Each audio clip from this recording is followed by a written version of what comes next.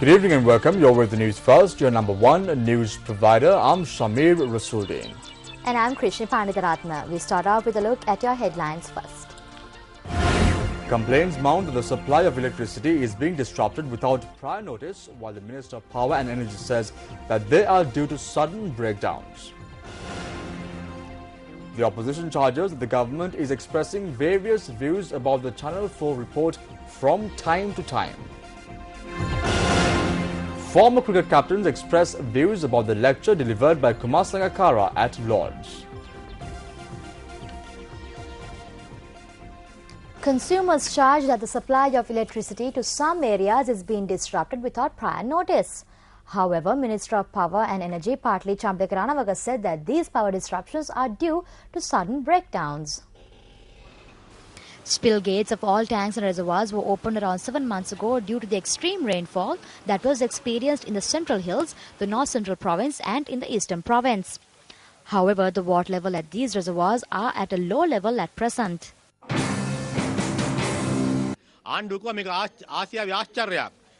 When the spill gates of reservoirs were opened, it was said that it is the prosperity of the country. After a lapse of 1.5 months, Lakshapana, Castlereagh and Victoria reservoirs have got dried and there is no water. Turbines cannot be operated with mud. Therefore, today the government has to disrupt the supply of electricity for a time period between half an hour to 1.5 hours without prior notice. This is a very serious situation.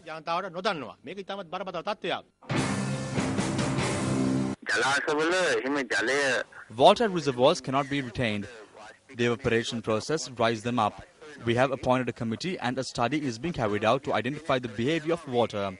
We have maintained a capacity that will be able to function even when there is no water. Consumers in several areas noted that the supply of electricity is being disrupted at various times without prior notice. Over the last 2 days, electricity is being disrupted unexpectedly. It has not been informed. The supply of electricity was disrupted for 2 hours on Monday and even yesterday. We can get prepared if it is informed in advance.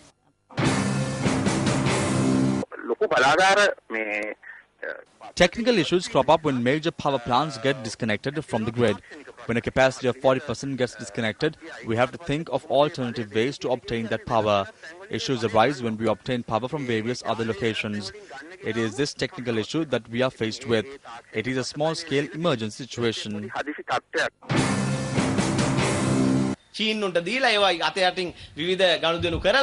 Power projects have been given to Chinese and underhand transactions have taken place. Everything has now turned out to be white elephants. Today, the Norochole thermal power plant is not functioning. The electricity will be disrupted in the next few days.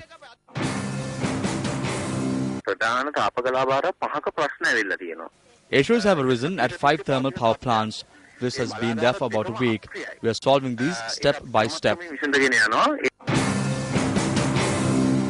Meanwhile, Deputy Minister of Power and Energy Premalal Jayasekara attended a special puja that was organized calling on the deities to provide rain as a solution to the crisis that is looming ahead. The Meteorological Department meanwhile stated that favourable weather conditions for rain are being formed in the atmosphere around Sri Lanka and showers could be expected in several areas in the coming days. UPFA MP Professor Rajiv Vijay Singh has said that on several occasions he had advocated the need for investigations against certain charges levelled by UK's Channel 4. Professor Vijay Singh's comments were aired on BBC's Hard Talk yesterday. What I have advocated, for instance, in terms of inquiry, is one incident which was reported on Channel 4 and which was reported us before, and I have suggested this should be looked at, which is the allegation about killing people who wanted to surrender. We have a date on that. We have people, and I think that is something that needs to be investigated. Yes. I have kept saying that. UMP MP Mangala Samaravira charges that the government is expressing various views from time to time about the Channel 4 documentary. The UMP MP made this allegation at a media briefing held today.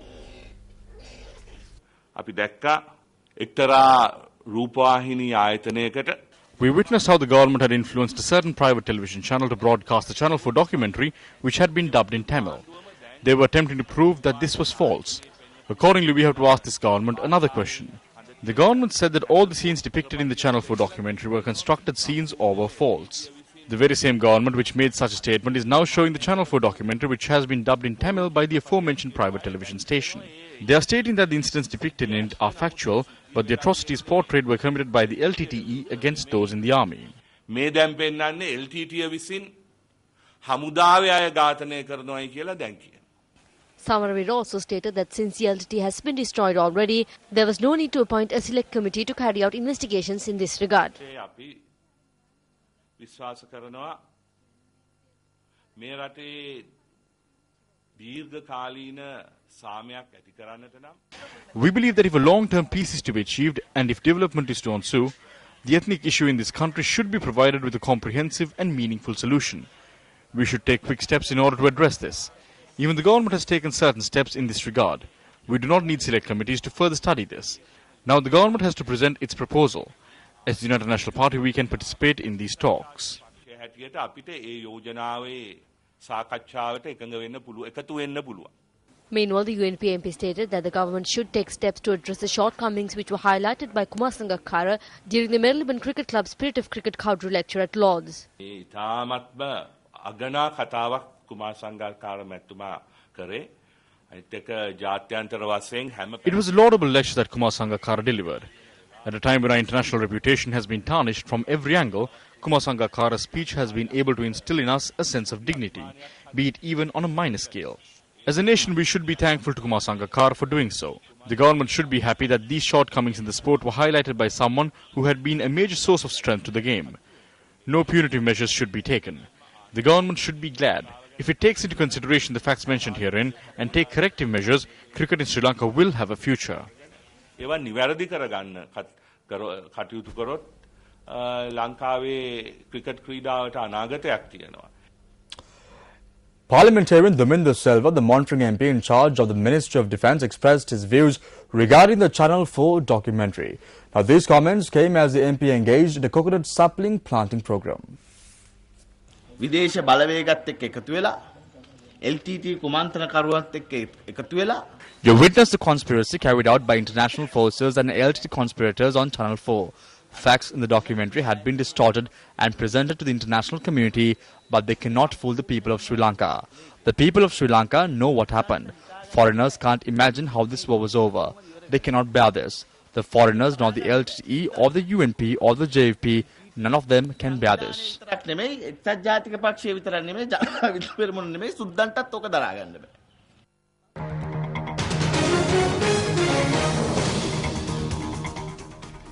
Minister of Petroleum Industry Susil Premajanta says that he never made a statement stating that he will resign if it could be proved that damage has been occurred to vehicles which use petrol distributed by the Ceylon Petroleum Corporation. The Minister of Petroleum Industry stated this in a media release that was issued today.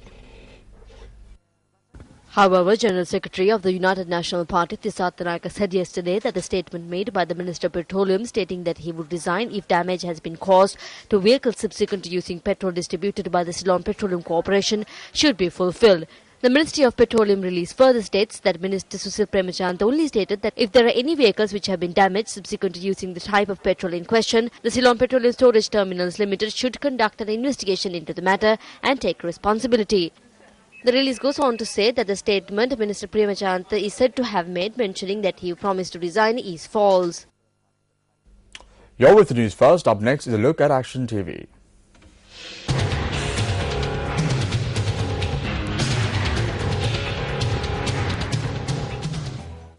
The former Secretary of the Ministry of Petroleum Industries, who went on leave yesterday prior to retirement, gave assurances in relation to the quality of petrol stocks on the 29th of last month, which led to much controversy. Emirates රාජ්‍ය තෙල් සමාගම අපට තහවුරු කරලා තියෙනවා. The Emirates State Oil Company has assured us that the quality of the petrol sold to us by them conform to proper industrial standards. නිවැරදි කියලා. However, in this letter of offer, which was produced to the former secretary on the 2nd of June, following his invitation to supply the fuel stock in question, the conditions presented by the relevant company in supplying the stock of fuel disregards the compulsory specifications adhered to by the Ceylon Petroleum Corporation for nearly 3 decades. Furthermore, when the relevant stock of fuel was brought to the Jebel Ali port in Dubai and samples were tested before loading the cargo onto the ship, 2 specifications set by the CPC were cast aside. The 90-octane petrol imported by the CPC should reach 50% of its distillation level only at a heat of between 80 and 125 degrees Celsius. The tests carried out before loading the cargo had revealed that this stock of fuel reaches 50% of its distillation level at 69 degrees Celsius. This was confirmed by the tests carried out on the 16th of June by the CPC when this stock of fuel arrived at the Colombo port.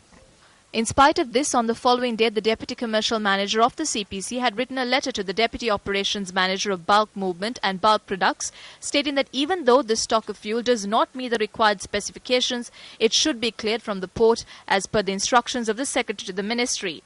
After this stock of fuel was cleared from the port in line with these instructions and distributed to all quarters of the country on the very same day, and when consumers face numerous difficulties owing to this began complaining, this is what former Secretary to the Ministry had to say.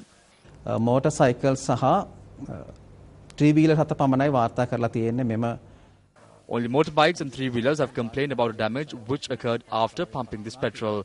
Therefore, what we can see is that this problem has not arisen due to a problem caused by the petrol imported by the CPC.